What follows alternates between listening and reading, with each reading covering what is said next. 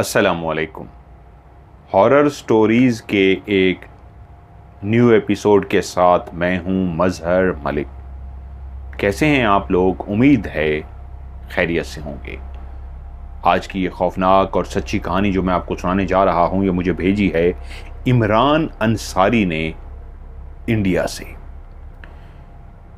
इमरान अंसारी की फैमिली का पहले मैं आपसे तारुफ करा दूं। वो कहते हैं, घर में जिसकी हुक्मरानी है, जिनकी आवाज़ जब गूंजती है तो सारे घर वाले दबक जाते हैं, सिवाय हमारी वालदा के। वो हैं हमारे वालिद मोहतरम, जिनका नाम है असमतुल्लाह, और हमारी वालदा का नाम है आसिया बेगम। हमारे वालिद साहब 5 वक्त के नमाजी, यहाँ तक कि रात को ना सिर्फ खुद तहज्जुद पढ़ते हैं बल्कि बच्चों को भी उठाकर तहज्जुद पढ़ाते। दीन पे पाबंद, लेकिन उनके मिजाज के अंदर हमेशा सख्ती रहती। अगर उनके दिल में थोड़ी सी भी कभी नरमी थी तो हमारे बड़े भाई फरहान के लिए थी। फरहान से वो हमेशा आराम से बोलते, उसको रिस्पेक्ट भी देते, उसकी बात को भी सुनते और उसकी बात को अहमियत भी देते थे। उसके अलावा घर में हम जितने भी फर्द थे, फरहान भाई के अलावा, यानी कि दूसरा नंबर मेरा था, इमरान, और मेरे बाद फरहत हमारी सिस्टर, और उसका अलावा हमारा सबसे छोटा भाई कामरान। हमारी वालदा आसिया बेगम दिल की तो बहुत अच्छी थी, लेकिन वालिद साहब की उस सख्त मिजाजी के लिए हमेशा कुड़ती रहती। उनके सामने बोलती तो नहीं थी, लेकिन जब भी वालिद साहब इधर उधर होते तो बहुत कुछ सुना देती, लेकिन जैसे ही वालिद साहब सामने आते वो खामोश हो जाती। उनका बस नहीं चलता था। वो चाहती तो यही थी कि वालिद साहब को खरी खरी सुना सकें, लेकिन उनसे डरती भी बहुत थी। उसका नतीजा ये निकला, जब अम्मा हजूर इतना डरती थी तो हम बाकी बहन भाई भी बहुत ज़्यादा वालिद साहब से डरते थे, और घर में सिर्फ उन्हीं की ही चलती थी। जो हुक्म सादिर फरमा दिया, पत्थर पे लकीर, कोई जुर्रत ही नहीं कर सकता था कि उस हुक्म की नाफरमानी कर सके, सिवाय बड़े भाई फरहान के। क्योंकि ज़िंदगी में कुछ काम उन्होंने ऐसे किए थे, अगर हम में से किसी ने किए होते तो खुदा की पनाह वालिद साहब हमारे साथ क्या करते, लेकिन फरहान भाई को उन्होंने माफ़ कर दिया था। ये सबका तारुफ इसलिए कराया क्या है, जो आज की स्टोरी में आप सच्चे खौफनाक वाक़यात सुनेंगे, वो इन सब लोगों से जुड़े हुए वाक़यात हैं। वो कहते हैं, फरहान भाई जॉब के सिलसिले में एक दूसरे शहर में चले गए थे। जिस कंपनी के अंदर वो जॉब कर रहे थे, उस कंपनी ने दूसरे शहर के अंदर एक सीट खाली थी और एक अच्छी तनख्वाह की ऑफर करके उनको वहां रवाना कर दिया। उनके पास कोई चॉइस भी तो नहीं थी। वो चाहते यही थे कि वालदैन के साथ रहें, लेकिन वहां अच्छा पैकेज मिल रहा था, और अगर ये जॉब छोड़ देते तो फिर अगली जॉब पता नहीं अच्छी मिलती या ना मिलती। इस खौफ की वजह से वालिद साहब के साथ मशवरा किया तो उन्होंने इजाज़त दे दी। यूँ फरहान भाई एक दूसरे शहर जॉब के लिए चले गए। हम एक बड़े से किराए के घर में रहते थे। जैसा मैं तारुफ करा चुका हूँ, घर में चलती तो वालिद साहब की थी, लेकिन जब वालिद साहब घर में मौजूद ना होते तो फिर वालदा का रवैया भी बड़ा सख्त होता बच्चों के साथ। उधर फरहान भाई पैसा जो भी कमाते, तनख्वाह में से अपने खर्चे के पैसे रख के बाकी सारे पैसे घर भेज देते। वालिद साहब मुलाजमत करते रहे थे, हक हिलाल की कमाई थी, इसलिए हम अभी तक अपना घर नहीं खरीद सके थे। अगर वो रिश्वत ले लेते, पैसे कमा लेते, ऊपर की कमाई ले लेते, तो यकीनन हमारे पास भी अपना घर होता, लेकिन हम एक किराए के घर में रहते थे। अब बड़ा भाई कमा रहा था, वालिद साहब रिटायर हो गए थे, उनकी पेंशन आती थी और बाकी पैसे इमरान भाई भेज देते। घर का गुजर बसर बहुत अच्छा चल रहा था। उन्हीं दिनों जिस शहर में बड़े भाई आबाद थे, वहीं काम करते हुए उनकी मुलाकात जो अब हमारी भाभी हैं आसिया, उनसे हुई। हमारी भाई शक्ल सूरत के वाकई बहुत खूबसूरत हैं और आसिया भाभी को भी खुदा ने बेइंतहा खूबसूरत बनाया है। आसिया भाभी का ताल्लुक एक इंतहाई खाती पीती फैमिली से था। हसीनो जमील होने के साथ साथ माशाल्लाह बहुत अमीर कबीर तो नहीं थे, लेकिन बहुत ज्यादा पैसा था उनके पास। अचानक से मुलाकात हुई, लेकिन इस अंदाज में कि आसिया हमारी भाभी को हमारे भाई पसंद आ गए। वो आई तो एक काम के सिलसिले में ही थी उनके ऑफिस में, लेकिन वो मुलाकात ऐसी रही कि अगले दिन ना सिर्फ वो दोबारा पहुंची तो भाई ने उनसे पूछा कि आपका अभी तक काम नहीं हुआ। उन्होंने कहा नहीं, इसलिए कि काम मुकम्मल उस वक्त होगा जब आप टाइम निकाल कर आज एक कप चाय पिएंगे हमारे साथ। भाई मुस्कुरा पड़े और कहा ज़रूर, अगर ये ऑफ़र आपकी तरफ से है तो मैं फिर आपको ऑफ़र देता हूँ, चाय मेरी तरफ से, आज हम इकट्ठे चाय पिएंगे। यूँ पहली दफ़ा वो एक रेस्टोरेंट में मिले। वहाँ पे सिर्फ चाय नहीं पी गई बल्कि ढेर सारी बातें हुई, और उस बातों के बाद ये भी पता लगा कि यहाँ पे वो अकेले हैं, वालिदैन दूसरे शहर में रहते हैं, जॉब के सिलसिले में रहते हैं, अकेली रिहाइश है, अकेला कमरा है, वहीं पे खाना पीना बाहर से है और रात को सिर्फ सो जाते हैं, सुबह ऑफिस आ जाते हैं। महीने के एंड पे एक दो दिन के लिए घर चक्कर लगा आते हैं। अब हुआ ये कि ये जो मुलाकातों का सिलसिला था ऐसा मोहब्बत में बदल गया कि भाई ने एक बात क्लियर कर दी आसिया से कि आसिया, हम उस राह पे चलने लगे हैं जो राह मोहब्बत की राह है, इसमें दुश्वार गुजार रास्ते हैं। और सबसे बड़ी बात यह है कि आप जिस खाती पीती फैमिली से हैं, मेरा तो अपना घर भी नहीं है, हम किराए के घर में रहते हैं और हमारा गुजर बसर इन्हीं पैसों पे होता है। ये जो मैं कमाता हूँ, घर भी भेजता हूँ, और मैं शायद आपकी ज़िंदगी की वो आसाइशें जो इस वक्त आपको मुहैया हैं, वो मराआत आपको मुहैया ना कर सकूं। तो कहीं ऐसा ना हो कि इस वक्त जज्बात में आके आप शादी का फैसला तो कर लें, लेकिन बाद में आपको पछताना पड़े। आसिया ने कहा ऐसा नहीं है, मैं एक प्रैक्टिकली बंदी हूँ और बिल्कुल इस बात को समझती हूँ। मोहब्बत एक ऐसा इंसान का तख्लीक किया हुआ लफ्ज़ है जिसमें बहुत सारे लोग मोहब्बत का नाम इस्तेमाल करके शादी की तरफ तो चले जाते हैं, लेकिन बाद में जब परेशानियां, टेंशनें, दुख, मुसीबत देखते हैं तो घबरा जाते हैं, सारी मोहब्बत ख़त्म हो जाती है। लेकिन मैं इस मोहब्बत को इस तरह इस्तेमाल नहीं करूँगी। मैंने सोच समझ के फ़ैसला किया है। मैंने आपकी आदत, आपका उठना, आपका बैठना, आपका मिलना, वो सब कुछ आपके अंदर नोट कर लिया है। आप मेरे लिए एक अच्छे जीवन साथी होंगे। अगर यही अंदाज़ जो इस वक्त आपका है इसमें बदलाव ना आया तो मुझे बहुत ज़्यादा खुशी होगी। मुझे किसी दौलत की ज़रूरत नहीं, मुझे आपकी ज़रूरत होगी। अब जब तमाम वादे कसमें हो चुके, अब दोनों को धड़का तो था। उधर आसिया जानती थी कि उसकी वालदा इस शादी को कबूल नहीं करेगी, उधर फरहान भाई भी जानते थे अब्बा और अम्मा नहीं मानेंगे। लेकिन वो वक्त आ पहुंचा, आखिरकार फरहान भाई ने घर आके अनाउंस कर दिया। अम्मा ने तो सुनते ही कह दिया खबरदार जो इस तरह का सोचा तो मैं बात कर चुकी हूं अपनी बहन से। तुम्हें ये जुर्रत कैसे हुई खुद से फैसला करने की? अम्मा ने तो दो टोक फैसला सुना दिया कि नहीं, ये नहीं हो सकता। और उधर आसिया के घर वालों ने भी कहा जो एक सिर्फ मुलाजमत कर रहा है, जिसका अपना घर तक नहीं है और ये है तुम उससे शादी करोगी? तुम्हारा दिमाग ठीक है? इतनी हसीन और जमी लड़की जिसके पीछे दिल लिए लड़के फिरते हैं, जिसके पीछे जान देने के लिए लड़के तैयार होते हैं, एक सरकारी मुलाजिम से एक प्राइवेट नौकरी करने वाले से शादी करेगी? खैर मुख्तसर जैसे कैसे दोनों ने कह दिया कि अगर आसिया ने मां से कह दिया मेरी शादी ना की गई तो मैं अपने आप को मार डालूंगी। आसिया की मां जानती थी कि आसिया जिद की पक्की है और अगर आसिया ने जिद की ठान ली तो वो वाकई अपनी ज़िंदगी को ख़त्म कर सकती है। जब वो दो टोक फैसला सुना देती थी तो उसका फैसला अटल होता था, उसको बदलना नामुमकिन। और उधर फरहान भाई भी जानते थे कि अम्मा अड़ गई हैं, लेकिन अब्बा की उनको थोड़ी सी सपोर्ट मिल गई। अब्बा ने उनको कहा ठीक है, अगर तुम्हें पसंद है तो तुम्हारी मां तो मानने से रही, मैं तुम्हारे साथ हूं, कर लो। यूं उन दोनों की शादी तो हो गई, लेकिन जिस अंदाज में होनी चाहिए थी, धूमधाम से एक बहुत बड़ी शादी, वैसा ना हो सका। एक दरमियानी सी शादी हो गई। आसिया भाभी जब दुल्हन बन के हमारे घर आई तो वाकई सब हम बहन भाई जो थे हैरान रह गए। अम्मा को छोड़ के वो बहुत हसीनो जमील थी और ऊपर से खाती पीती फैमिली से आई थी, आसाइशें थीं।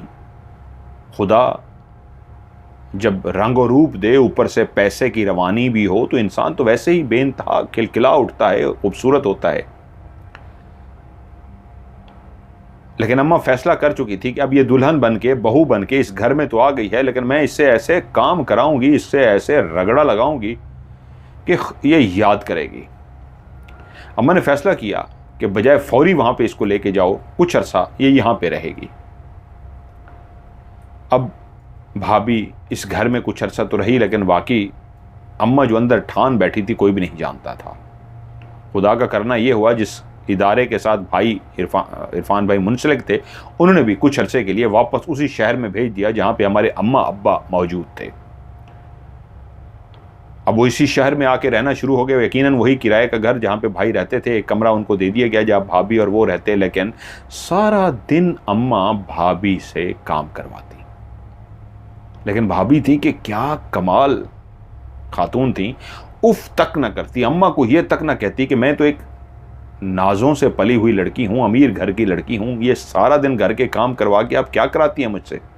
वो चुप करके करती रहती। भाई आते तो भाई से गिला तक भी ना करती कि अम्मा ने सारा दिन मुझसे काम कराया है। भाई को सिर्फ इतना कहती, जब प्यार किया है तो प्यार कुर्बानी तो मांगता है। मुझे किसी से कोई गिला नहीं है, मुझे कोई शिकवा नहीं है, मैं बहुत खुश हूं। और भाई और ज्यादा आसिया भाभी को प्यार देते। उधर जब वो अपनी अम्मा की तरफ जाती, भाई उनको छोड़ने के लिए जाते, तो अम्मा, जो आसिया की अम्मा और हमारे भाई की सास थी, उनका तो रवैया ये होता कि भाई को सलाम तक ना करती, ये तक ना कहती कि आओ बेटा अंदर आ जाओ, आकर बैठो। बेटी से मिलती और भाई को लिफ्ट तक ना कराती, भाई छोड़कर आ जाते। और जब लेने के लिए जाना होता, भाई जाकर ले आते। वो जानते थे कि मां को जो धमकी दी थी आसिया ने कि अगर मेरी शादी ना की तो मैं खुदकुशी कर लूंगी, उसी धमकी की वजह से मां शादी के लिए तो मान गई थी, लेकिन खुश नहीं थी। अब जब भाई उधर अक्सर जाते तो मां अपनी बेटी आसिया को इस तरह के जुमले सुनाती जो असल में भाई के लिए होते, और भाई समझ जाते ये तल्ख जुमले, ये तंजिया जुमले मेरे लिए हैं। लेकिन वो आगे से बर्दाश्त इसलिए करते कि जब मेरी बीवी आसिया मेरे लिए इतना कुछ घर में बर्दाश्त करती है, तो अगर मैं भी बर्दाश्त कर लूंगा तो इसमें क्या हर्ज है। उधर भाई बर्दाश्त करते और उधर घर में जब हमारी भाभी आती, वो अम्मा की जली कुटी बातें सुनती, काम करती, लेकिन गिला ना करती। वक्त इसी तरह गुजरता रहा। 2 साल हो गए। अब अम्मा ने दबे दबे लफ्जों में कहना शुरू कर दिया था, मुझे नहीं पता, मुझे औलाद चाहिए, मुझे छोटे छोटे बच्चे चाहिए। और उधर आसिया की मां अभी तक इस उम्मीद पे बैठी हुई थी, जो बेटी को अक्सर कहती, अब तो दिल भर जाना चाहिए, मुझे पता है वो औरत तुमसे काम करवाती है, मुझे पता है उस औरत का तुमसे रवैया अच्छा नहीं है, मुझे पता है वो घर वाले तुम्हें नौकरानी बना के रखते हैं, अभी तक तुम्हारे दिमाग से मोहब्बत का भूत नहीं उतरा। अरे 2 साल हो गए हैं, अब तो मोहब्बत का भूत उतर जाना चाहिए। साल ही मोहब्बत का भूत होता है, उसके बाद मोहब्बत का भूत उतर जाता है। मैं तो हैरान हूं, तू कितनी आसिया ढीठ हो गई है, 2 साल हो गए हैं, तेरे ऊपर से मोहब्बत का भूत ही नहीं उतर रहा। और वो आगे से चुप रहती। इसी तरह करते करते तकरीबन पौने 3 साल हो गए। अभी तक कोई औलाद नहीं हुई थी। जहां पे इरफान भाई और आसिया भाभी दोनों मां बाप बनना चाहते थे, उनकी भी ख्वाहिश थी, लेकिन औलाद नहीं हो पा रही थी। दोनों ने अपना चेकअप भी करवाया तो मेडिकली तौर पे दोनों फिट थे, दोनों में कोई नुक्स नहीं था। अब वो जो ताने घर में बढ़ते जा रहे थे, हमारी मां, मैं एक नाम मैं गलत कह गया, आसिया भाभी नहीं, अनीका भाभी, आई एम रियली सॉरी। आसिया तो उनकी वालदा हैं, अनीका भाभी। अनीका भाभी को मुसलसल ताने जो मिलते रहे हमारी माँ आसिया से। अब उनका भी दिल खट्टा होना शुरू हो गया था। 3.25 साल होने वाले थे और हमारी वालदा, हमारी अनीका भाभी को मुसलसल जो ताने मारती जाती हैं, एक दिन भाई से बोली, इरफान मुझे फलां दरबार पे जाना है, मुझे मन्नत माननी है। भाई बोले, क्या अनीका, ये तुम कह रही हो? तुम कब से दरबार पे जाना शुरू हो गई? तुम तो पढ़ी लिखी हो। हाँ, दरबार पे जाना चाहिए, फातिहा करके वापस आ जाना चाहिए, लेकिन तुम किस लिए जाना चाहती हो? मैंने सुना है वो दरबार एक ऐसा दरबार है, वहां पे जो भी मन्नत मांगता है उसकी मन्नत पूरी हो जाती है। मुझे भी मां बनना है, मुझे भी मन्नत मांगनी है। इरफान भाई बोले, तुम्हारा दिमाग ठीक है यार? तुम और दरबार और मन्नत मांगना? मैं तुम्हें ऐसा नहीं समझता था। पहली दफा था जिंदगी का दोनों मियां बीवी में हल्की सी तल्ख कलामी हुई थी। भाई बजिद थे कि ये जाहिलाना हरकत है, और हमारी भाभी बजिद थी कि चाहे कुछ भी हो मुझे दरबार जाना है और मन्नत मांगनी है। और उस रात पहली दफा 3.25 सालों में जब से शादी हुई थी, वो रात को जब अपने बिस्तरों पे सोए तो वो खफा होकर सोए। अब 3 साल हो गए। अम्मा ने अलल ऐलान फैसला कर दिया था, इस औरत से बच्चा नहीं होने वाला, इसकी कोख से कुछ भी नहीं होने वाला, इसको ख़त्म करो, छोड़ो इसको, और मैं तुम्हारे लिए जो पहले ही रिश्ता देख के बैठी थी वही तुम्हारे लिए असल में था, उसी की कोख से तुम्हें औलाद होनी है। बस मैं और बर्दाश्त नहीं कर सकती। उधर जब भाई भाभी को उनकी वालदा से मिलवाने के लिए लेके गए तो दरवाजे में ही वालदा ने कहा, अनीका बेटी आ गई, मुझे तुमसे बहुत जरूरी बात करनी है। अनीका ने इरफान भाई को भी इशारा किया कि आप भी अंदर आए। बीवी की खातिर चुप करके अंदर चले गए। सास ने तो ऐसे इग्नोर किया था जैसे सामने सिर्फ बेटी हो और कोई हो ही ना। अंदर जाके बोली, जी मां कहिए। मां बोली, अनीका एक बहुत जबरदस्त रिश्ता आया है तुम्हारे लिए। लड़का देखोगी तो तुम परेशान हो जाओगी। इतना खूबसूरत, इतना हसीनो जमील मैंने देखा है, मैं तो देखती ही रह गई हूं। उस लड़के ने तुम्हारी तस्वीर को देख के हाँ कर दी है, वो तो दीवाना हो गया है। वो चाहता है मैंने शादी करनी है तो इसी से तुम्हें तस्वीर दिखाती हूं, रुको।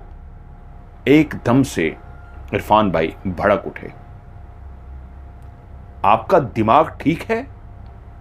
ये आप क्या कह रही हैं? अनीका मेरी बीवी है, गैर शादीशुदा लड़की नहीं है। आप तो इस तरीके बात करी हैं जैसे वो कोई कुंवारी गैर शादीशुदा लड़की है, उसके लिए रिश्ता ढूंढ के ले आई हैं। वो मेरी बीवी है, मेरी ज़ौजा है, मैं उसका शौहर हूं, और आप शौहर के सामने उसको किसी का रिश्ता दिखाने जा रही हैं। शर्म आनी चाहिए आपको। मैं आज तक आपके सामने नहीं बोला, मैंने जुबान नहीं खोली, लेकिन इसका कतन ये हरगज मतलब नहीं है कि आप मेरी बीवी को इस तरह लड़कों की तस्वीरें दिखा के कहेंगी कि चलो मैं तुम्हारी शादी करूं। वो ऑलरेडी शादीशुदा है। तो सास गुस्से से बोली, ओ मिस्टर, मैंने अपनी बेटी को कभी शादीशुदा समझा ही नहीं है। मैंने तो इस शादी को पहले दिन से कबूल किया ही नहीं है। मेरी बेटी ने कोई शादी नहीं की। वैसे भी जिस सोसाइटी की ये लड़की है, तुम गरीबों को क्या पता, इस सोसाइटी में शादियां होती रहती हैं। जब लड़का इतना हसीन और जमील है, उसने तस्वीर देखते ही दीवानगी का इजहार किया है, तो उसको इससे कोई गर्ज नहीं। भूल थी, मासूम मेरी बच्ची है, भूल थी, एक भूल कर ली, वो शादी करेगा उससे।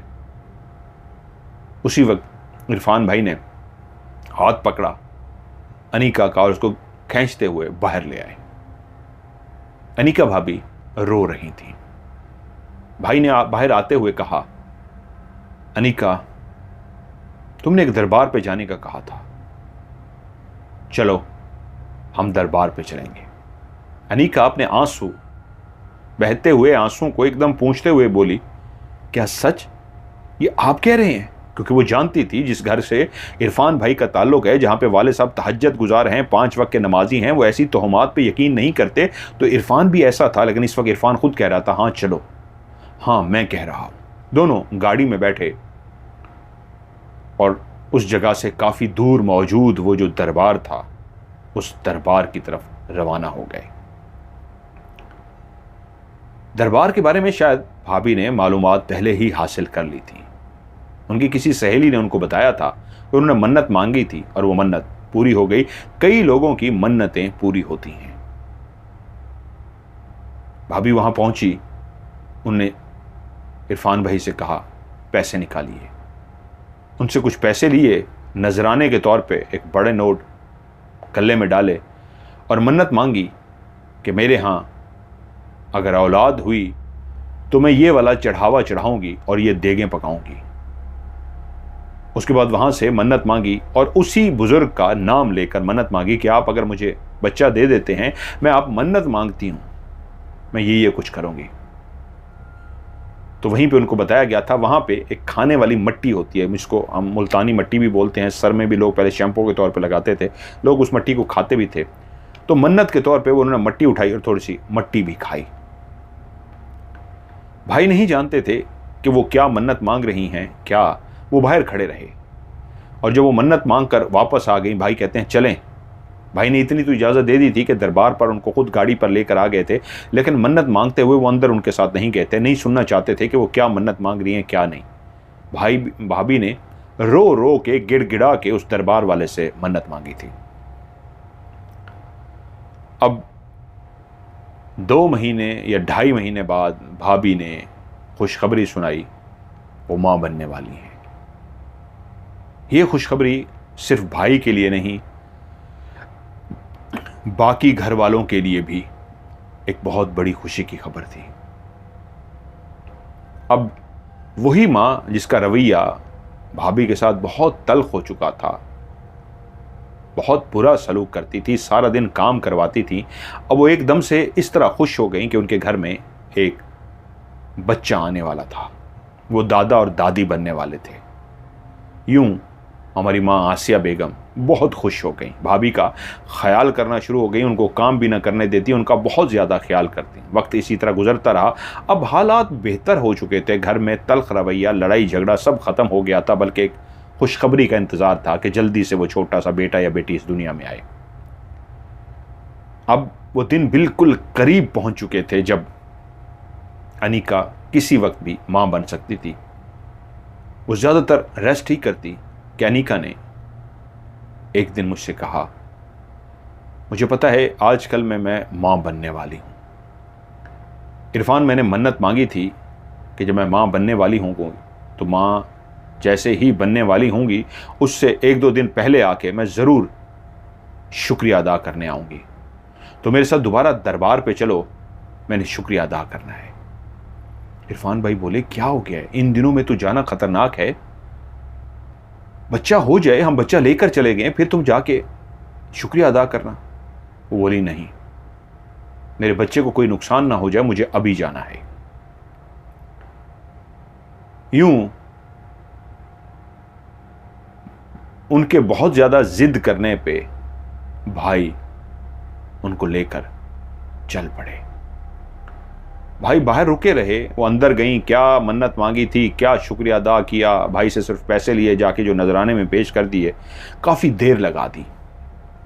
जब बाहर निकली तो भाई बोले, तुमने बहुत देर लगा दी, लंबा रास्ता है, घर भी पहुंचना है और ये काम बहुत गलत हो जाएगा, तुम्हें किसी वक्त भी इमरजेंसी में अस्पताल जाना पड़ सकता है, डिलीवरी हो सकती है। अब वो जब रवाना हुए, वो एक लंबा रास्ता था जो तय करके पहुंचे थे और वहां पे वो एक ऐसा रास्ता था जो आगे जाके एक ऐसी जगह आती जहां पे 2 रास्ते निकलते, एक रास्ता शहर की तरफ जाता और एक रास्ता वीराने की तरफ, जंगल की तरफ। वो जैसे ही रवाना हुए, भाभी के पेट में दर्द होना शुरू हो गया। शायद वो वक्त करीब आना शुरू हो गया था कि जब औरत मां बनने वाली होती है और उसको महसूस हो जाता है कि किसी वक्त भी बच्चे की पैदाइश हो सकती है। अब भाई गाड़ी तो चला रहे थे, लेकिन आज आसमान बादलों से ढका हुआ था। आज पहले ही सारा दिन बादल छाए रहे थे, आज तो शाम को वैसे ही घुप अंधेरा फैल गया था बादलों की वजह से। शाम रात में बदल गई थी बादलों की वजह से।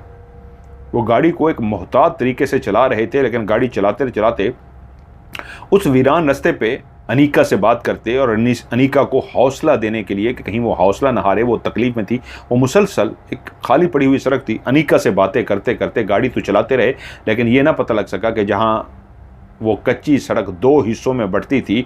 जब वो गाड़ी को आगे बढ़ा गए, उनको ये तक ना पता चल सका कि उन्होंने लेफ्ट मुड़ना था, जो सड़क शहर की तरफ जाती है, जबकि वो राइट वाली सड़क पर मुड़ चुके थे।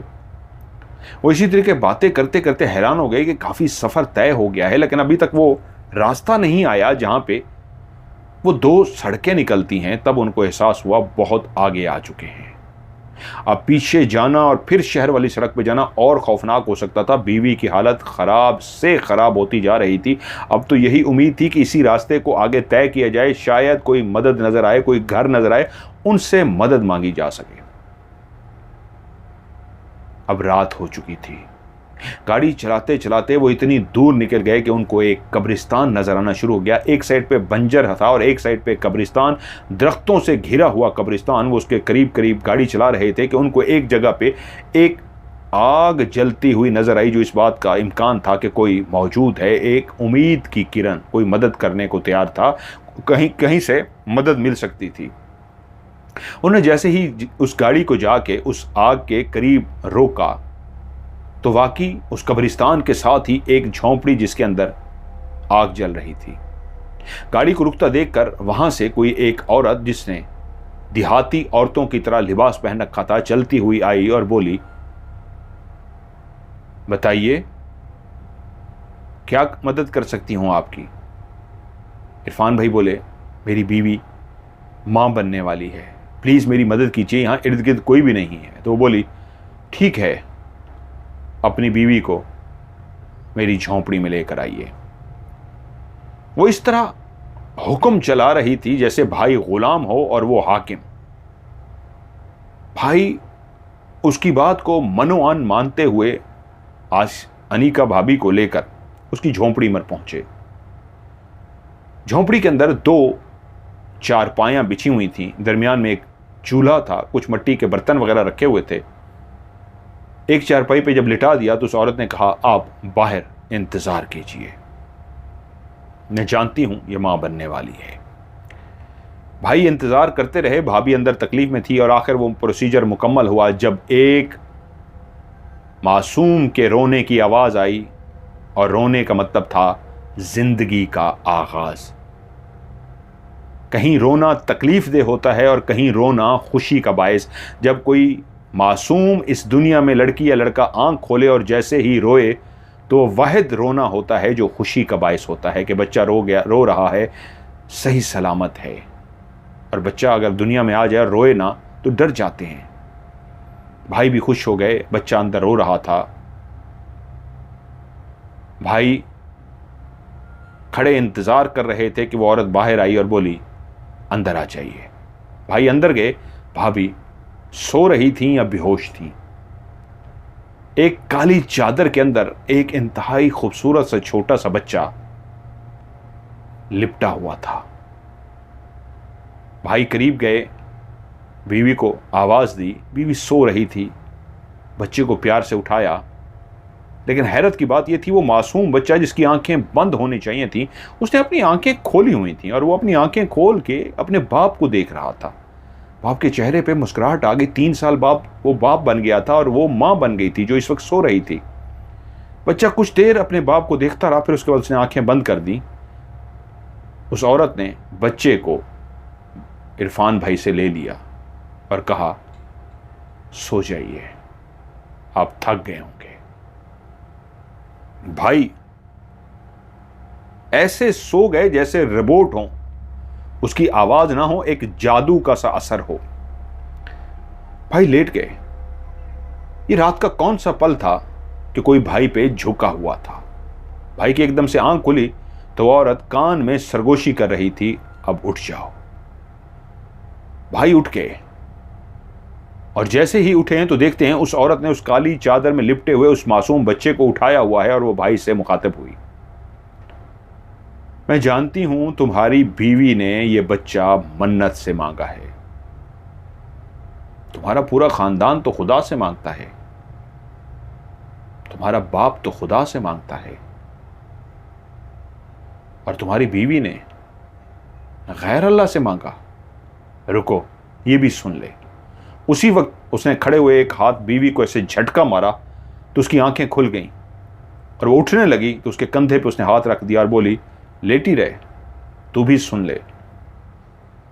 इसका बाप इसको हमेशा यही दर्स देता रहा कि अल्लाह से मांगना, और तूने, तेरा शौहर नहीं जानता किस तरह रो रो के गिड़गिड़ा के उस दरबार वाले से मांगा कि मैं तुझसे मांगती हूँ, औलाद हुई तो मैं ये मन्नत चढ़ाऊंगी, मैं ये करूंगी, मैं ये करूंगी, मैं शुक्रिया अदा करने आऊंगी। तू शायद जानती नहीं जिस दरबार पे तू गिड़गिड़ा के मांग रही थी उसी दरबार के दरख्त पे मैं बैठी हुई थी। मैं इंसान नहीं हूं, जिनजादी हूं, और मैं जिनजादी हो के हैरान हो रही थी कि तुम कैसे मुसलमान हो जो अपने रब की बजाय गैर अल्लाह से मांगते हो, जो खुद अपने लिए कुछ नहीं कर सकता, कब्र में सोया है, उससे मांग रहे हो, शिर्क की इंतहा करते हो। देता रब है, तुम्हें उसने नहीं दिया, उस कब्र वाले ने, तुम्हें रब ने दिया है, लेकिन तुम इस काबिल नहीं हो कि इस बच्चे को तुम रख सको। मैंने उसी दिन फैसला कर दिया था कि ये बच्चा अगर तुम्हें हो गया मैं तुम्हें नहीं दूंगी। तुमने गैर अल्लाह से मांगा है, तुमने शिर्क किया है। ये वैसे भी तुम्हारा बच्चा कहां से हुआ, ये तो दरबार वाले का बच्चा हुआ ना। मैं इसको लेकर जा रही हूं, ये इसी की सजा है, खुदा से नहीं गैर अल्लाह से मांगने की सजा। चलती हूं, ये उसने कहा और झोंपड़ी के दरवाजे के बाहर चली गई।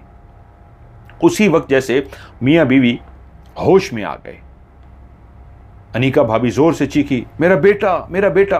भाई अपनी जगह से एकदम से उठे, जल्दी से छलांग मारी, बाहर गए। दूर दूर तक उस औरत का कोई नाम निशान नहीं था। भाई ने और भाभी ने क्लियर देखा था उनके बेटे को, उसने चादर में लपेटा हुआ था और लेके चली गई थी। भाई बाहर खड़े देख रहे थे कि अंदर से अनीका भाभी के चीखने की आवाज आई। जब वो अंदर गए तो बेटा तो वहीं लेटा था, मुर्दा, मरा हुआ बेटा। तो वो किसको लेकर गई है? बेटा तो वो ले गई थी, तो क्या फिर मुर्दा वजूद यहां पे छोड़ गई थी? भाभी चीख रही थी, उसका बेटा मुर्दा पड़ा हुआ था। दुनिया की नजरों में वो यहां छोड़ गई थी, लेकिन हकीकत में वो बच्चा अपने साथ ले गई थी। कह गई थी, इसको तो मैं लेके जा रही हूं, तुम्हारा तो है ही नहीं।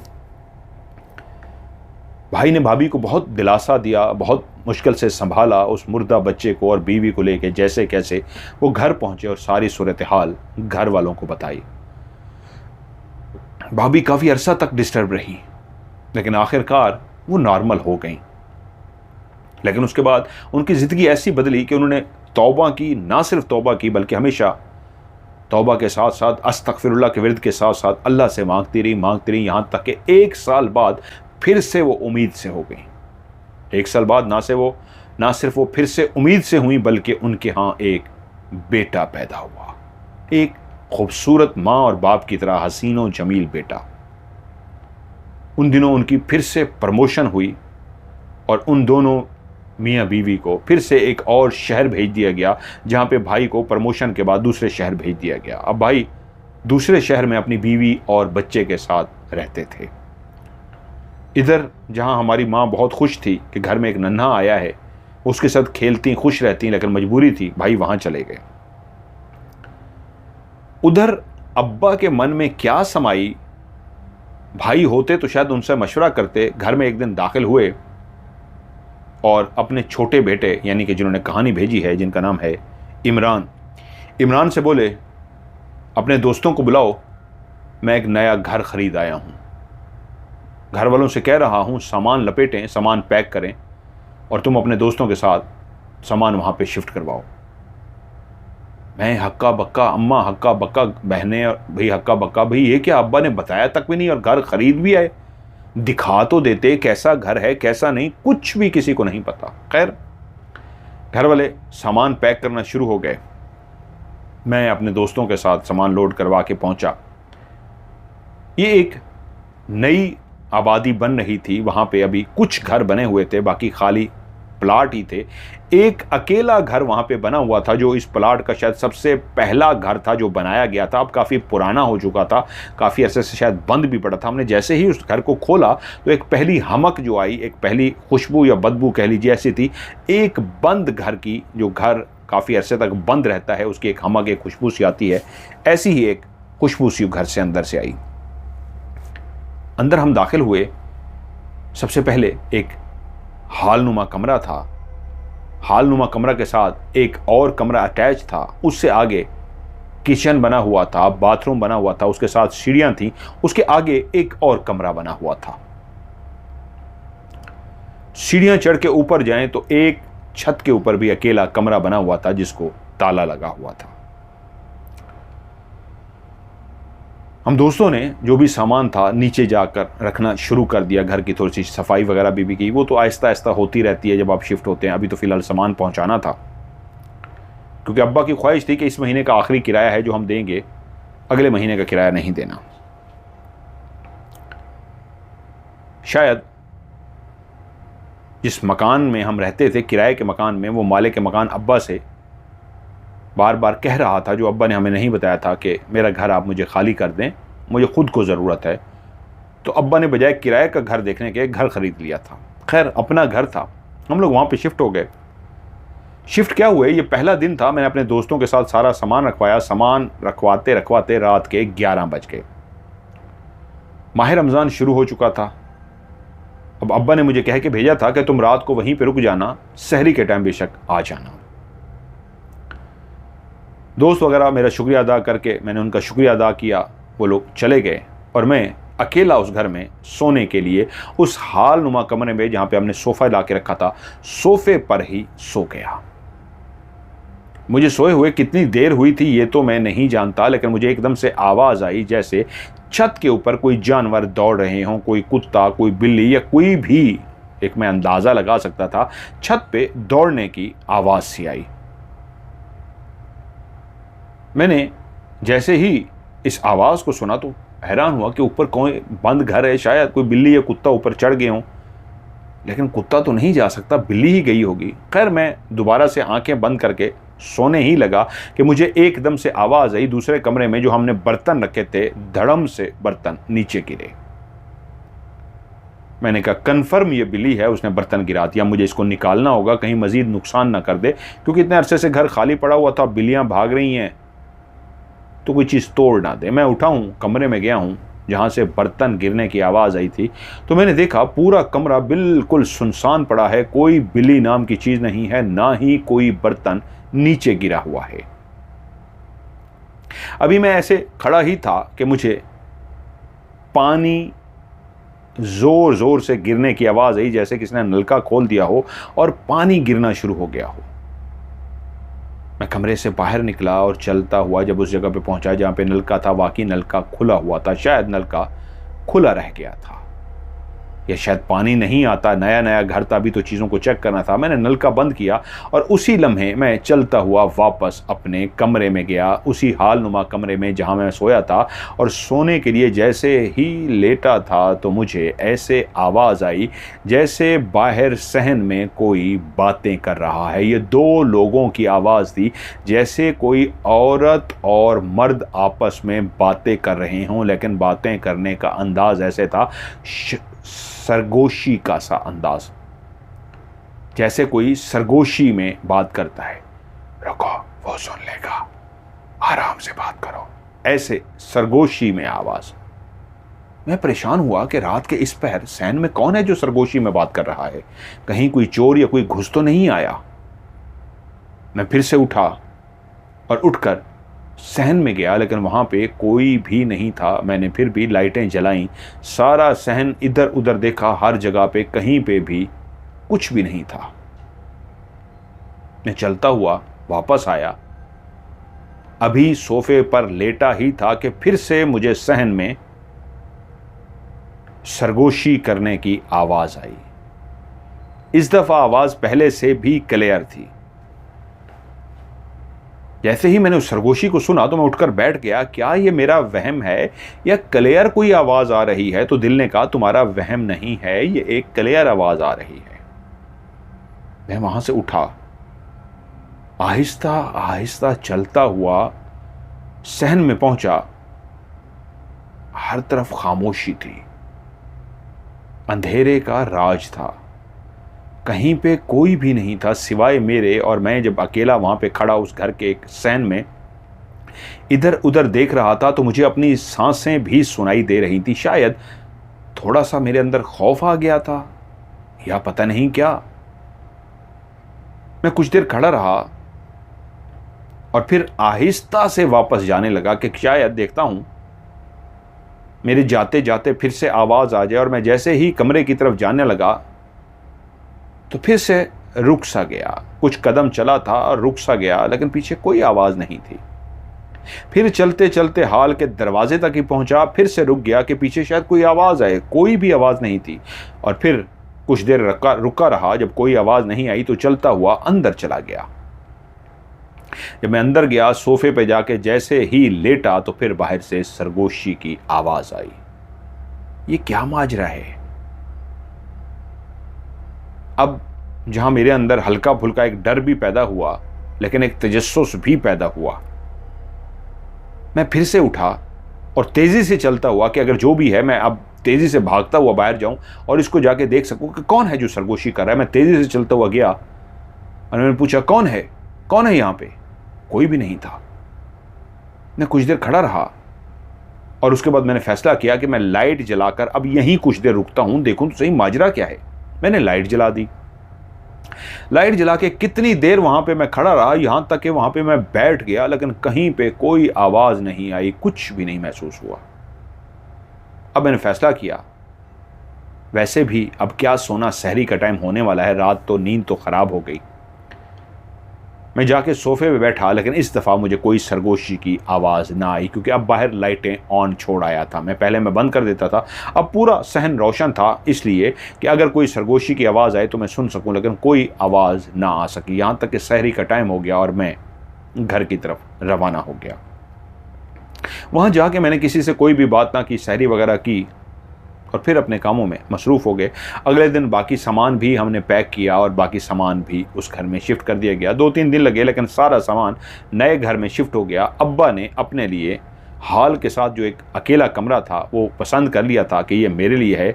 मैंने और मेरे भाई ने, जो छोटा भाई था, हमने अब्बा से कहा, अब्बा ये ऊपर वाला कमरा है, ये अब ताला लगा हुआ है, अगर आप ये खोल दें तो हम इसकी सफाई करके हम दोनों भाई इसमें शिफ्ट हो जाते हैं, ये कमरा हम अपने लिए सेट कर लेते हैं। अब्बा ने कहा ठीक है। चाबी अब्बा के पास थी, अब्बा हमें ऊपर लेकर गए, उन्होंने उस ताले को खोला, लेकिन वो कमरा शायद कई सालों से बंद था। उसकी तो महक ही और थी, अजीबो गरीब सी महक, और उसके फर्श पर खून के धब्बे थे, उसकी दीवारों पर भी खून के धब्बे थे। हम देखकर चौंक गए कि अब्बा ये क्या है। वो बोले कुछ नहीं, यहाँ पे कोई जानवर मर गया था, उन्होंने मुझे बताया था, तो उसके ये खून के धब्बे हैं, लेकिन तुम इसकी सफाई करो, फर्श को, दीवारों को अच्छी तरीके धो लो, परेशान होने की ज़रूरत नहीं है। हमने दीवारों को, फर्श को मिल के धोया, उस कमरे को इस काबिल बना लिया, सामान जो पड़ा था जाले हटा दिए, सफाई करके इतने काबिल बना लिया कि उस कमरे के अंदर रिहाइश इख्तियार की जा सके। उस कमरे के अंदर हमारी पहली रात थी। मैं और मेरा छोटा भाई अलग अलग चारपाई पर सो रहे थे। दरवाज़ा हमने अंदर से बंद कर रखा था कि बाहर से अब्बा की आवाज़ आई। मैं सो रहा था, मेरा छोटे भाई ने अब्बा की आवाज़ सुनी तो एकदम से मुझे जगाया और बोला, भाई अब्बा आए हैं बाहर, अब्बा बुला रहे हैं। अभी आधी रात का वक्त था, मैं परेशान हो गया, क्या हुआ है अब्बा को कि अब्बा इस वक्त रात को आ गए हैं। मैंने उससे कहा, कहाँ है अब्बा? उसने कहा, बाहर वो बुलाया उन्होंने। मैंने खामोशी इख्तियार की कि मैं भी तो आवाज़ को सुन सकूं, वाकई अब्बा हैं या इसको वहम हुआ है या क्या हुआ है। तो बाहर से अब्बा की फिर से आवाज़ आई, मेरा नाम उन्होंने पुकारा था, इमरान। और लहजा ऐसा था जैसे अब उनको गुस्सा आ गया था कि पहले 2 दफ़ा वो पुकार चुके थे और मैं नहीं जगा था, तो अब वो गुस्सा में बोले थे, इमरान आया अब्बा जी? मैंने कहा जल्दी से, और उठ के दरवाज़ा खोल दिया। जैसे ही दरवाज़ा खोला, बाहर देखा तो बाहर कोई भी नहीं है। छोटा भाई कह रहे हैं तो अब्बा थे, मैं कह रहा हूं बाहर तो कोई नहीं है। यहां तक कि मैं नीचे उतर कर गया, इधर उधर देखा, शायद अब्बा नीचे उतर कर चले गए हों, बुलाकर चले गए हों कि गहरी नींद सो रहे हैं, चलो नहीं इनको जगाता, लेकिन नीचे भी अब्बा से कहीं मुलाकात ना हुई।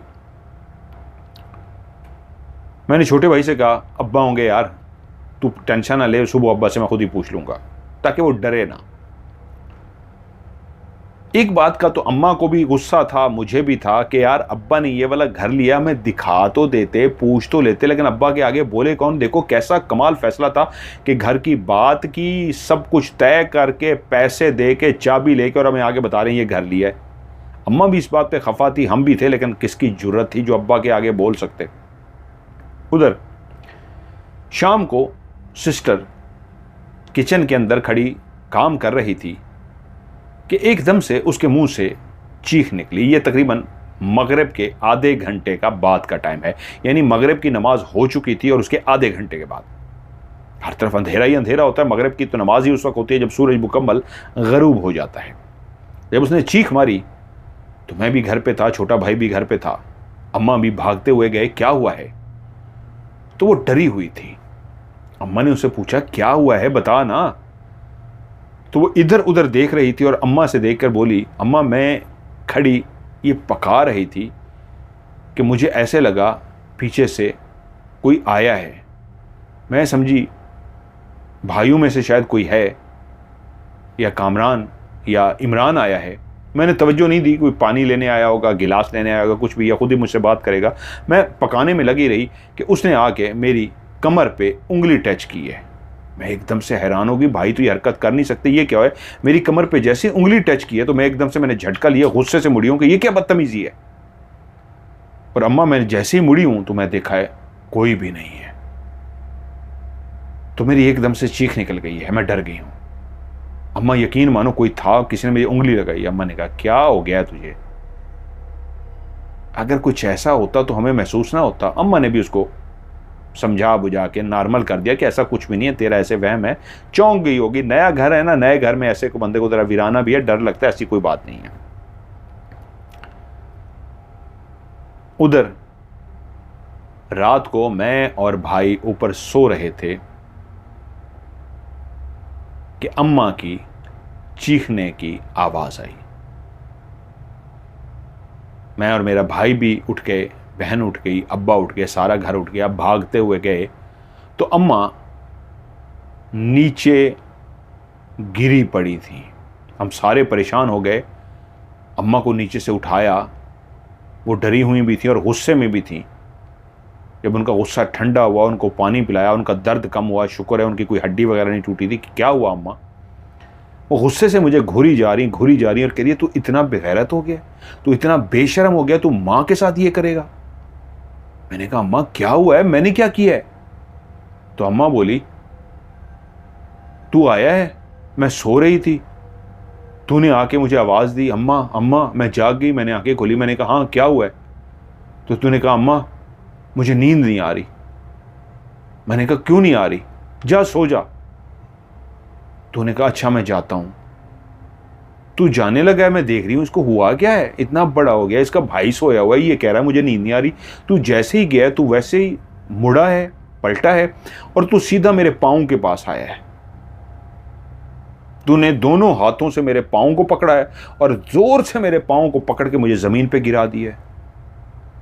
और जमीन पे गिरना था, मुझे जो चोट लगी है, हाय मेरी तो कोई हड्डी टूट गई होगी, हाय मुझे तो फिर से चीखना शुरू होगी कि तू ऐसा बेशर्म हो गया, हुआ क्या तुझे? और मैं हक्का बक्का अम्मा क्या हो गया है? छोटा भाई मेरी तरफ देखे, मैं उसकी तरफ देखूं, भाई अम्मा मैं तो ऊपर सोया हुआ था, आपकी आवाज़ सुन के हम दोनों भागे हैं, दरवाज़ा खोला है। छोटा भी बोला हाँ अम्मा हम तो ऊपर सोए हुए थे, हमें तो कुछ भी नहीं पता, नहीं भाई नहीं आया। अम्मा कह रही है क्यों झूठ बोल रहा है, तू ही था। मैं कह रहा हूं नहीं ऐसा कुछ भी नहीं हुआ। मुश्किलों से अम्मा को यकीन दिलाया, लेकिन बात फिर भी एक अजीब व गरीब सी थी। अब्बा ने कहा तुम्हारा दिमाग ख़राब हो गया है। अम्मा को फिर डांटना शुरू हो गए इस अंदाज में कि अब्बा के आगे तो हम सब मजबूर थे, उनकी किसी बात पे कुछ कहा ही नहीं जा सकता था। खैर उन्होंने सबको डांट डूट के कहा सो जाओ, कुछ भी नहीं है। हमें भी ऊपर भेज दिया और ख़ुद भी कमरे में चले गए, अम्मा को भी सुला दिया। लेकिन अगली शाम एक और वाक़या हुआ जिसने सारे घर वालों को परेशान कर दिया। सिस्टर ऊपर छत पे गई, मैंने उसे कहा आज क्या पकाया है? उसने बताया गोश्त पकाया है। मैंने कहा यार मज़ा आ जाएगा, मैं ज़रा फ्रेश होता हूँ, तू एक काम कर मैं ऊपर ही खाऊंगा खाना, तू रोटी और मेरा सालन ऊपर कमरे में रख दे। उसने कहा ठीक है। उसने रोटी और सालन जाके कमरे में रख दिया। मैं फ्रेश हुआ, फ्रेश होके जब ऊपर गया तो क्या देखता हूँ, रोटी और सालन दोनों खाली प्लेट हैं, रोटी के टुकड़े थोड़े से पड़े हैं, जैसे एक दो टुकड़ा लुकमा रह गया हो, और सालन जो था वो खाया जा चुका है। मैं गुस्से से नीचे गया, बहन को जाके कहा, वो ये क्या बदतमीजी है, तुझे कहा था ऊपर रख के आ जा, तू खाना ही खा के आ गई है। वो बोली भाई क्या हो गया है, दिमाग ठीक है, मैं तो ऊपर रख के आ गई हूँ। मैंने कहा चल ऊपर, तुझे मैं दिखाता हूँ, खाली प्लेट पड़ी है और खाली सालन पड़ा हुआ है। वो कह रही है भाई यकीन मानो मैं ऊपर रख के आई हूँ, मुझे नहीं पता कोई बिल्ली खा गई होगी, मैं तो ऊपर रख के आई हूँ। अच्छा मुझे और दे ना, मुझे भूख लगी है। उसने कहा आज मैं आपको और दूँ, आ जाए मेरे साथ। वो मुझे लेके किचन में गई। किचन में जैसे उसने देचकी से ढक्कन हटाया तो एकदम से हक्का बक्का पूरी की पूरी देचकी खाली। वो एकदम से परेशान हो गई, अम्मा अम्मा आवाजें देना शुरू हो गई। अम्मा भी आ गई, क्या हुआ है? देचकी खाली है, सालन किधर गया? अम्मा कह रही है मुझे क्या पता, मैंने तो नहीं देखा। अब घर में कितने लोग थे जिनसे पूछा जाता, अब्बा तो इस तरह सालन निकालने से रहे, सालन गायब हो चुका। सारे परेशान कि ये क्या माजरा है। अब सबके दिमाग में आ गया कि ये आज क्या हुआ है। अब फिर मजबूरी थी, खाना तो खाना था। खैर बाहर से उस दिन खाना लाया गया, लेकिन मैं फैसला कर चुका था अब्बा से बात करूंगा कि ये क्या है। जब घर वाले सारात को सो गए तो मैं अब्बा के पास गया। मैंने कहा अब्बा मैंने आपसे बात करनी है। डरते डरते अब्बा से बात की, किसकी जरूरत थी कि अब्बा के आगे कोई बात कर सके। कहते बोले हाँ बोलो क्या हुआ है। मैंने कहा अब्बा आपको पता है सिस्टर के साथ क्या हुआ है? कहते हाँ क्या हुआ है। मैंने कहा किचन के अंदर वो खड़ी थी और इस तरह किसी ने उनको उंगली टच की। और जो दूसरा वाकया जो आपने वो देखा है ये गोश्त वाला, उससे पहले एक और वाकया हुआ है। सिस्टर ऊपर छत पे गई थी और वो कहती है वहां पे एक बिल्ली बैठी हुई थी, मुझे इस तरह घूर रही थी कि जैसे मेरे ऊपर हमला करने वाली हो। वो डर के नीचे आ गई थी। अब्बा इस घर में कुछ ज़रूर है, अब्बा कोई तो गड़बड़ है। अब्बा ने कहा कोई गड़बड़ नहीं है, अल्लाह को मानते हो, अल्लाह से बड़ी तो कोई ताकत नहीं है, तो बस इबादत किया करो, नमाज पढ़ा करो, तहज्जुद पढ़ा करो। किसी चीज़ की कोई डरने की ज़रूरत नहीं है, किसी बहस में पढ़ने की ज़रूरत नहीं है। इंसान जब एक अकेला घर हो, इसी तरह का सस्ता मिल गया, अच्छा घर मिल गया, किराए के घर से बेहतर है ज़ाती घर आ गया। अब क्योंकि घर थोड़ा सा वीरानी में है तो कभी अम्मा ड्रामा कर रही है, कभी बेटों को मसला आ रहा है, कभी किसको मसला आ रहा है। भाई कुछ भी नहीं है। जो नमाज पढ़ते हैं, कुरान पढ़ते हैं, जो अल्लाह से डरते हैं, उनको किसी चीज़ से नहीं डरना चाहिए। अब्बा ने मुझे डांट के भेज दिया। उससे अगले दिन सिस्टर फिर डरी क्या, जब ऊपर छत पे गई बिस्तर वगैरह ठीक करने के लिए, तो कमरे के अंदर वो जैसे ही शाम का रात का टाइम था, जैसे ही दाखिल हुई है पीछे से धड़म करके दरवाज़ा बंद हो गया है। वो डर गई हैं कि किसी भाई ने शरारत किया डराने के लिए, क्योंकि घर में इस तरह के मामलात हो रहे थे। वो ज़ोर ज़ोर से भाइयों के नाम लेके कमरान इमरान ना करो मैं डर रही हूँ, ना करो चीखती रही, इस तरह दरवाजे को ज़ोर लगाती रही। और बाकायदा महसूस होता था कि बाहर से किसने दरवाजे को पकड़ा हुआ है। वो खींच रही थी और कोई बाहर से खींच रहा था। जब उसने ज़ोर ज़ोर से चीखें मारनी शुरू कर दी, रोना शुरू कर दिया, तो दरवाज़ा छोड़ दिया गया। बाहर निकली, बाहर कोई नहीं था। भागती हुई नीचे ही अम्मा को शिकायत लगा सके कि देखो पता नहीं कामरान ने इमरान ने मुझे डराया है, पीछे से दरवाज़ा बंद कर दिया और ये हुआ है। अम्मा ने कहा मैं रुको उनसे पूछती हूँ, इनको मैं अभी बताती हूँ। घर में ढूंढा गया, घर में था ही कोई नहीं। और जब हम दोनों घर में दाखिल हुए तो अम्मा तपी हुई थी, लेकिन उनको जब पता लगा हम तो दोनों बाहर थे, अभी आए हैं, तो अम्मा ने भी वही खौफ का, खदशे का इजहार किया, बेटा ये घर ठीक नहीं है। मैंने कहा अम्मा मैं अब्बा से बात कर चुका हूँ, लेकिन अब्बा तो मानने को तैयार नहीं है। खैर अब इन दिनों में हम इतने मसरूफ़ हो गए कि इधर उधर जो हमसाए जो कुछ और घर बने हुए थे उनसे मुलाकात ही ना हो सकी। कि एक शाम मैं आ रहा था कि एक घर के बाहर एक अंकल खड़े नज़र आए, तो मैंने कहा हमसाए हैं, चलो दूर घर है, दुआ सलाम तो होनी चाहिए। मैंने उनको सलाम किया और दोनों हाथ आगे किए, इस तरह के हाथ मिला सकूँ। उन्होंने एक एहतरामन, मैंने एक रिस्पेक्ट के साथ जब उनको सलाम किया तो उन्होंने भी प्यार से मुझे हाथ मिलाया। और मैंने कहा जी मेरा नाम इमरान है, हम उस घर में नए आए हैं, बस मसरूफ़ियत रही है, आपसे दुआ सलाम भी ना हो सकी, तो मैंने कहा हमसाए होने के नाते मैं आपसे दुआ सलाम कर सकूं, आप कैसे हैं? बोले मैं खैरियत से हूं। बातों बातों में मुझसे बोले एक बात बताओ बेटा, इस घर में तुम लोग आबाद हुए हो? मैंने कहा जी अंकल। कहते हैं तुम्हें इस घर के बारे में कुछ भी नहीं पता? या तुमने घर लेते हुए किसी से इसके बारे में पूछा नहीं? मैंने कहा नहीं, क्यों, क्या हुआ है? वो बोले ये तो जिन्नात का घर है, यहां पे कोई भी नहीं रहता। इस घर के अंदर एक लड़की का कत्ल हुआ था और जब उस लड़की को मार दिया गया तो उसकी लाश काफी अरसा तक इस घर में गलती सड़ती रही थी और जब तक पता लगा था उसकी लाश गल सड़ चुकी थी। मारने वाला कोई नहीं, उसका शौहर था, लेकिन उसके बाद इस घर को बंद कर दिया गया। काफी अरसा ये घर बंद रहा और उसके बाद एक फैमिली ने आके ये घर किराए पर लिया था। लेकिन उसके बाद वो इतने डर गए थे, वो कहते थे कि कभी बर्तन गिरने की आवाज़ आती थी शुरू में, कभी रोने की आवाज़ आती थी, कभी हंसने की आवाज़ आती थी, कभी ऐसी आवाज़ आती थी जैसे कोई सरगोशी कर रहा हो, कोई मर्द और औरत आपस में बोल रहे हों। और कभी कोई उनको हाथ टच कर देता, कभी कोई धक्का लगा देता, कभी कुछ कर देता। वहाँ पे तो इतना उनके साथ आया, वो बेचारे भाग गए। उसके बाद भी कुछ लोग आए, सारे भाग गए। अब ये घर कई सालों से खाली पड़ा था। हम लोग रातों को अक्सर इस घर से छत के ऊपर रोशनियों को देखते थे, जबकि पता था ये घर बंद है। अजीब व गरीब सी आग की तरह की रोशनी नजर आती थी। तो जब पता लगा इस घर में फिर कोई आ गया, हम तो डरे हुए थे। आज आप खुद बता रहे हो कि आप लोग रह रहे हो। हैरत है बेटा, ये मखलूक बहुत जालिम है। जो पहले भी आए थे उनको भी नुकसान पहुंचा चुकी है। बेहतर है इस घर को छोड़ दो, नहीं तो नुकसान उठाओगे। मैंने जब ये बातें सुनी तो मैं दोबारा अब्बा के पास पहुंच गया। मैंने कहा अब्बा, मैं आज साथ वाले अंकल से मिला था, मेरी बात सच थी, आपने मेरी बात को झुठला दिया। आज मैं डरा हुआ नहीं था, अब्बा से स्ट्रेट फॉरवर्ड बात करने के मूड में था। मैंने कहा अब्बा, उस दिन अम्मा को गिरा दिया गया, शुक्र है अम्मा की हड्डी नहीं टूटी। अगर अम्मा की हड्डी टूट जाती तो? वो बोले कहना क्या चाहते हो? मैंने उनको बता दिया कि अंकल ने बताया है इस घर में कत्ल हुआ था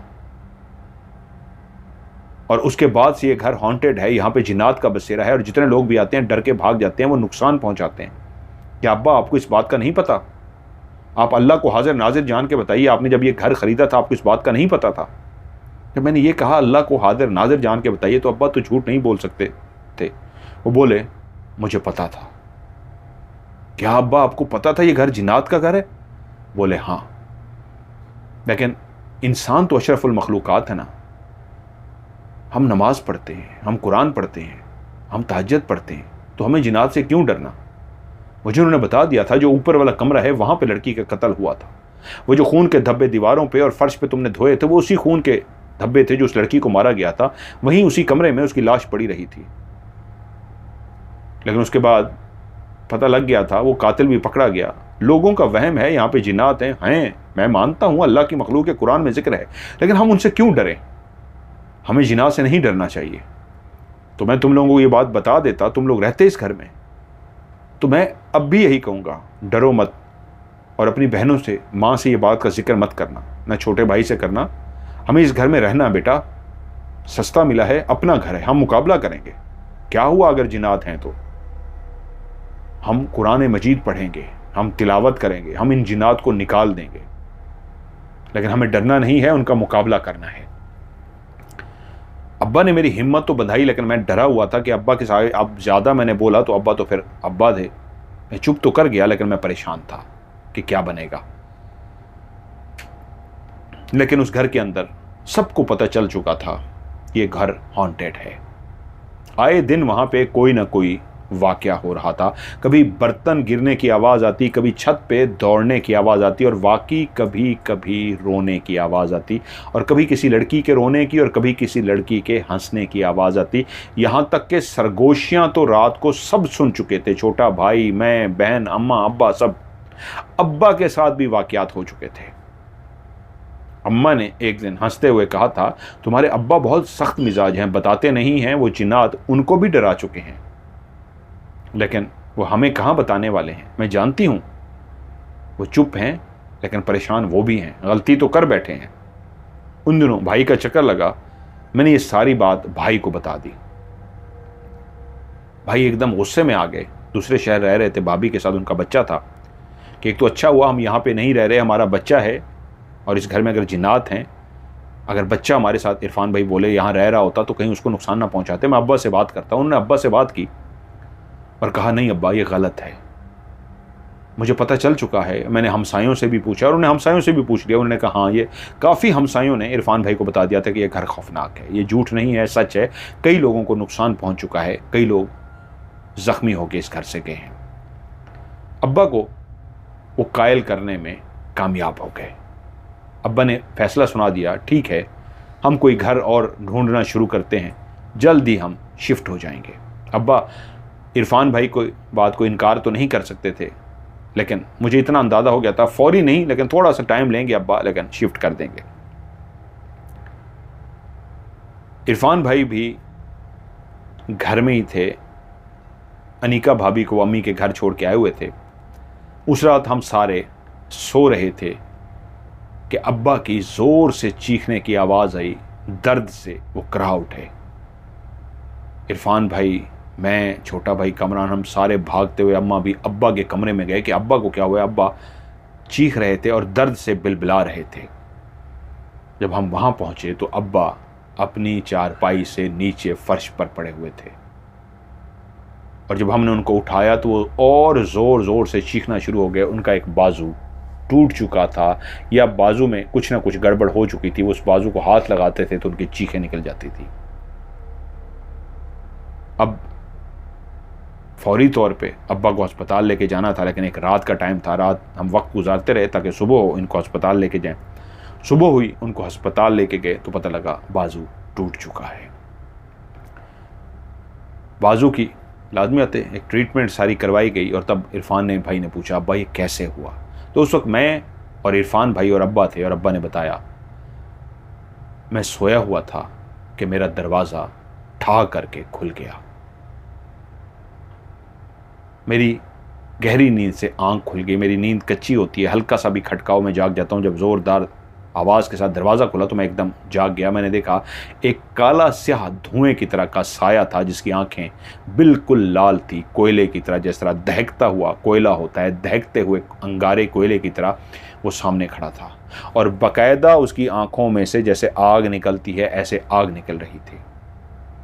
उसी ने दरवाज़ा खोला था और वो चला ऐसे जैसे हवा में उड़ रहा हो, लेकिन वो चल रहा था। उसने 2 कदम चले, मेरे करीब आ गया और वो गुस्से में बोला, तू है ना जो जिद करके पड़ा है कि इस घर में रहना है, तो रुक, तुझे फिर मैं मज़ा चखाता हूँ।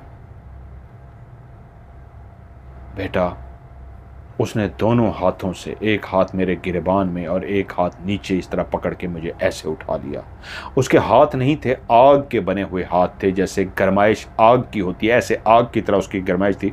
उसने मुझे यूं उठा लिया जैसे मैं बिल्कुल कपड़े का बना हूं, जैसे मेरा वज़न ही ना हो, जैसे मैं बिल्कुल एक छोटा मासूम बच्चे के वज़न के बराबर। उसने दोनों हाथों से उठा के मुझे ज़मीन पर पटक दिया। जैसे ही ज़मीन पे उसने पटका और मैं ज़मीन पे गिरा हूँ, मेरा सर तो नहीं लगा, ये मेरा बाजू जाके लगा है और मेरे मुंह से ज़ोरदार चीख निकली है और मैं कराना शुरू हो गया हूँ, इतनी देर में तुम लोग भाग के आ गए हो। जब मैं ज़मीन पे गिरा हूँ वो कहाँ गया, गायब हुआ, ये तो मैं नहीं देख सका, लेकिन उसको क्लियर मैंने अपने आप को पकड़ते हुए और फेंकते हुए आखिरी लम्हे देखा था।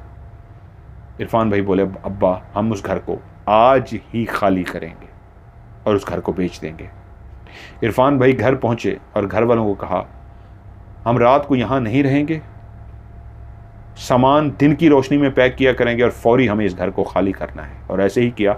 दिन की रोशनी में हम मकान को, सामान को बांधते, पैक करते, जितनी जल्दी हो सका हमने अपना सामान बांधा और वो घर आखिर हमने छोड़ दिया।